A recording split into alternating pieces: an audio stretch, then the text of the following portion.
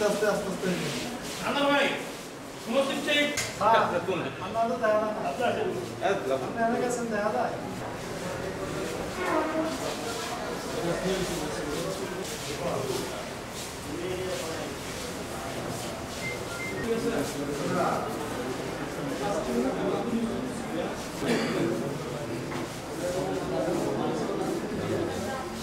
জীবনের সব আয়োজন এখানে একসাথে। ট্রেন থেকে উদ্ধার করার পরে স্বাভাবিকভাবে আমরা তদন্ত করি। তদন্ত প্রক্রিয়া আমরা বিভিন্নভাবে আমরা ম্যানুয়ালি এবং ডিজিটালি সবভাবে আমরা তদন্ত জিজ্ঞাসাবাদ সহ বিভিন্নভাবে তদন্ত করা শুরু করি। আমরা ইনিশিয়ালি এটাকে কোনো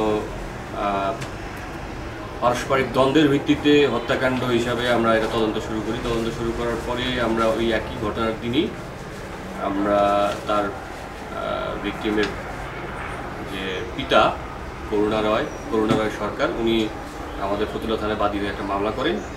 তো তদন্তের প্রেক্ষিতে আমরা ভিডিও ফুটেজ এবং তার জনি সরকার যে ডিসিস্ট তার বন্ধু বান্ধবীদের সবাইকে জিজ্ঞাসাবাদ করতে করতে আমরা একটা সময় কিছু ভিডিও ফুটেজ পাই যেগুলো সন্দেহজনক, যেটা ওই যেখানে আমরা ভিকটিমকে পেয়েছি সেটার আশেপাশে এলাকার ভিডিও ফুটেজ থেকে আমরা দেখতে পাই যে একজন মধ্যবয়স্ক লোক, একটু ঝাপসা ভিডিও ফুটেজ, সেখানে মধ্যবয়স্ক লোক মাথায় করে একটা বস্তা নিয়ে যাচ্ছে।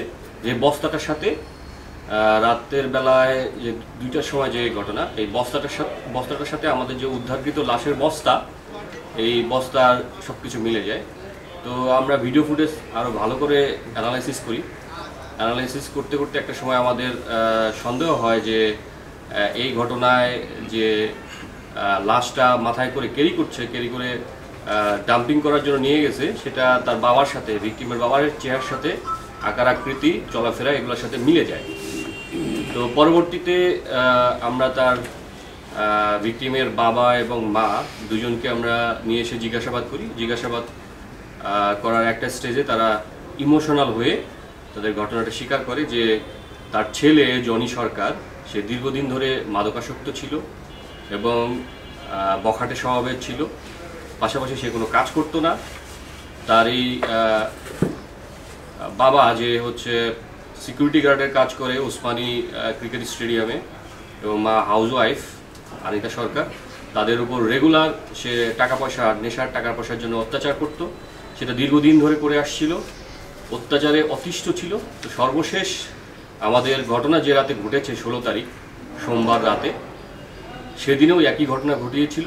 ঘটার পরে তার নেশা কেটে যাওয়ার পর সে যখন ঘুমন্ত অবস্থায় ছিল রাত 10টার সময়, সোমবার রাত 10টার সময় তার বাবা এবং তার মা দুজনেই উপস্থিত ছিল ওই সময় বাসায়। তার বাবা তাদের বাসায় রুটি বানানোর যে বেলুনি আছে, বেলুনি দিয়ে তার নাকের উপরে এবং কপালের নিচে এই মাঝখান বরাবর আঘাত করার ফলে আমাদের যে ভিকটিম সে ওখানেই মৃত্যুবরণ করার পরে 10টার সময় মৃত্যুবরণ করার পরে তারপরে তারা লাশটা কি করবে, তারা দুজন মিলে পরিকল্পনা করে লাশটাকে বস্তাবন্দি করে তারা ড্রেনের মধ্যে মাথায় করে বহন করে ড্রেনের মধ্যে লাশটা ফালাই দিয়ে আসে। তো এই প্রেক্ষিতে আমরা শুরুতে যখন তাকে জিজ্ঞাসাবাদ করি, সে অত্যন্ত নির্বিকার ছিল। সে বারবার বলছিল যে তার ছেলে নেশা করে এবং তার বন্ধুরাই হয়তো তাকে হত্যা করেছে। সে বিভিন্ন ছেলের সাথে ঘোরাফেরা করে। আমরা ওই ছেলেদেরকে এনে জিজ্ঞাসাবাদ করেছি। তো জিজ্ঞাসাবাদ করার পরে আমরা তাদেরকে তাদের গার্ডিয়ানের কাছে আমরা ছেড়ে দিয়েছি। তো এই অবস্থায় আমাদের প্রথমে মামলাটা হয়েছিল যে ভিকটিমের বাবা নিজেই বাদী হয়ে মামলা করেছিল। এখন সে মামলাটার আসামি সেই হয়ে যাচ্ছে। এখন আমরা নতুন করে মামলা রুজু করে তাকে আসামি হিসাবে দেখিয়ে আমরা নতুন মামলা রুজু করে তাকে আমরা গ্রেপ্তার করে